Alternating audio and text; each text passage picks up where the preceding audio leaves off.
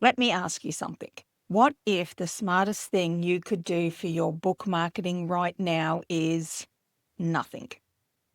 Not planning harder, not posting more, not scrambling to use your time well, just stepping back.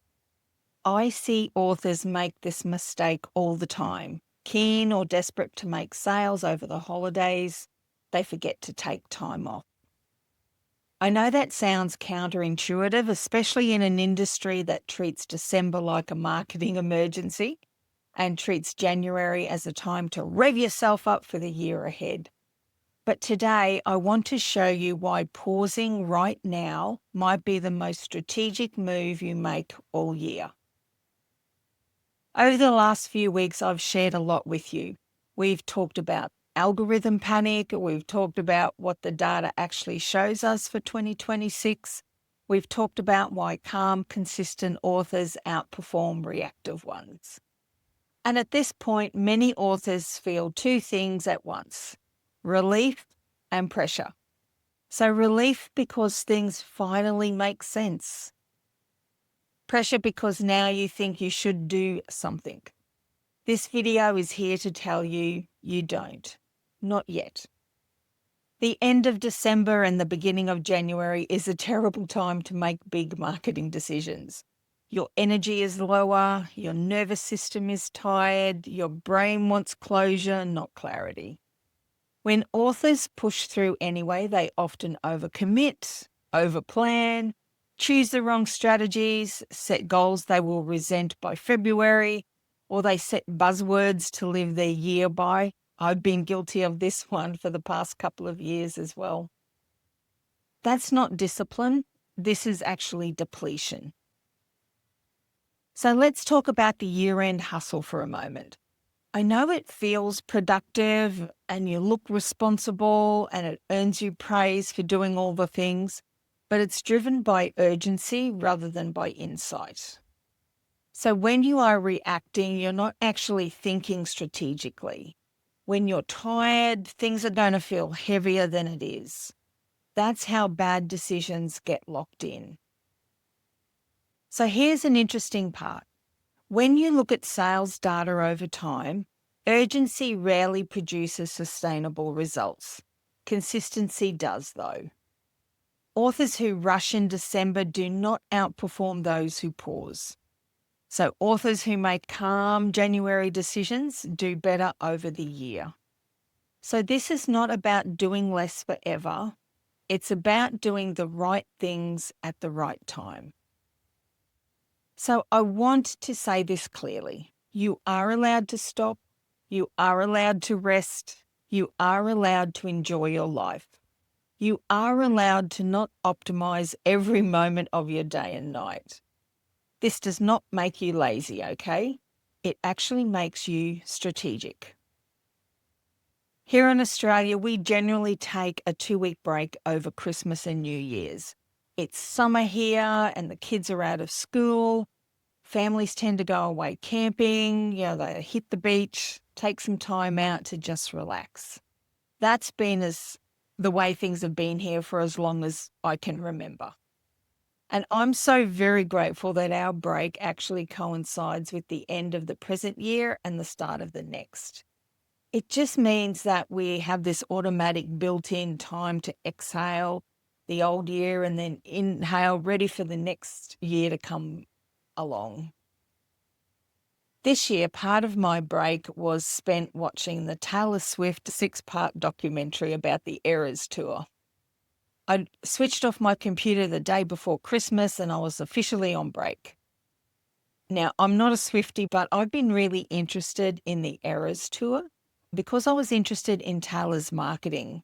I was really intrigued by her packaging and how she did things and the ticket prices and what was involved in the tickets and what came at the various levels, that sort of thing.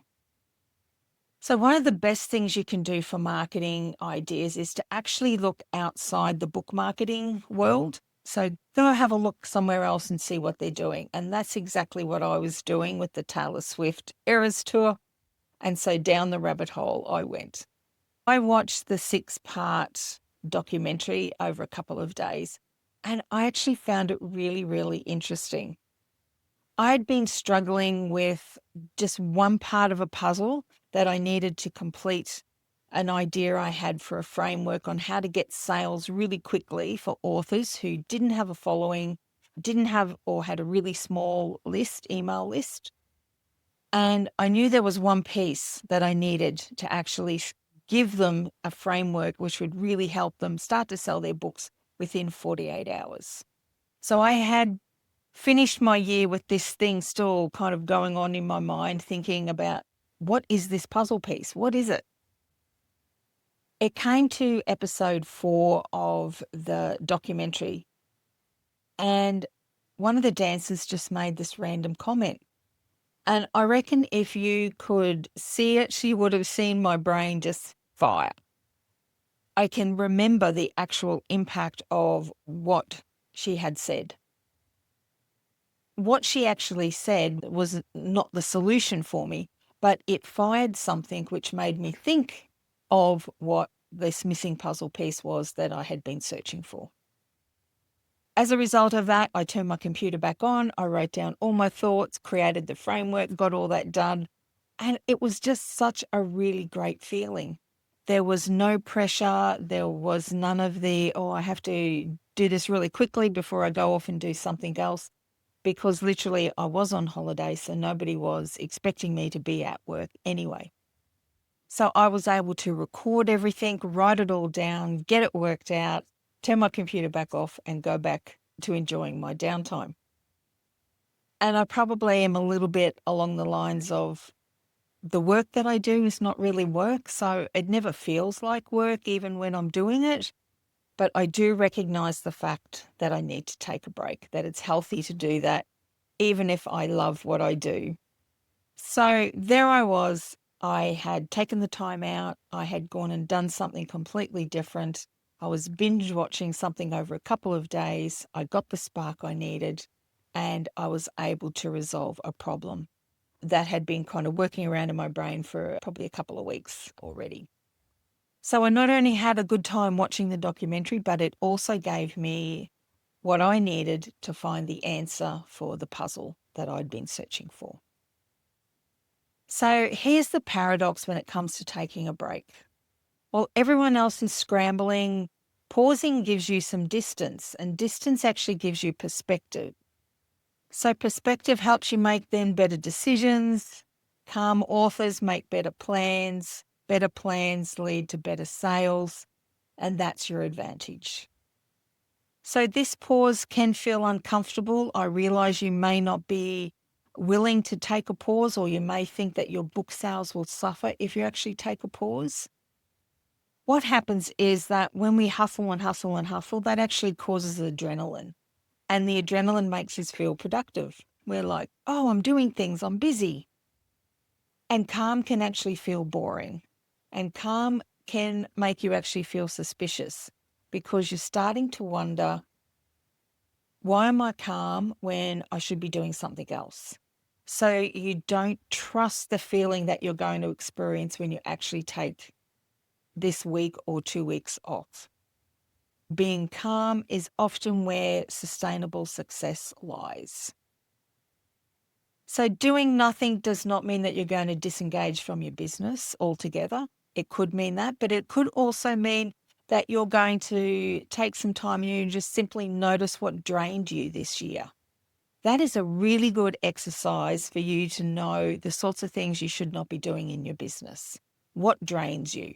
So they would be a perfect thing to outsource to somebody else or to stop doing altogether. So you can delegate it or discharge it from your business. You might notice what quietly worked for you. So you may never have taken the time to actually just sit back and look at what happened for you in the year, and you'll see some gems there, and they're the things that will work for you in 2026. Taking some time out is also going to actually let some ideas surface naturally, so you don't need to force it. So if you're asking yourself, what can I do in 2026 to sell more books? If you're asking yourself that all the time, your brain is going to shut down. It's not going to come up with some good ideas. It's going to give you the same old, same old. And those things we know, those tactics are not working. When you take time out, you actually let new ideas or ideas that are right for you that you may not have tried before, or you may have tried before and you're going to try again because things are different now in your business. These things will surface naturally and more organically, and they're the things that you can then trust to go forward into the new year. And it's also going to give your nervous system a break. You need your nervous system to be able just to calm down, to let itself heal, so you're ready again for the new year. So during this time with no spreadsheets, there's no launches, there's no pressure. If you want support building a calm, sustainable marketing system in 2026, that's what we do inside your signature Get My Book Out There marketing system. The link is below if you want to know more. But for now, the best thing that you can do is pause. Next week, we start doing things a bit differently. I'm going to show you how to build your 2026 sales plan from a place of clarity rather than pressure. And that's when we start to move forward. You're going to see momentum from the first week. So for now, rest is not a reward. It's actually part of your strategy. So enjoy.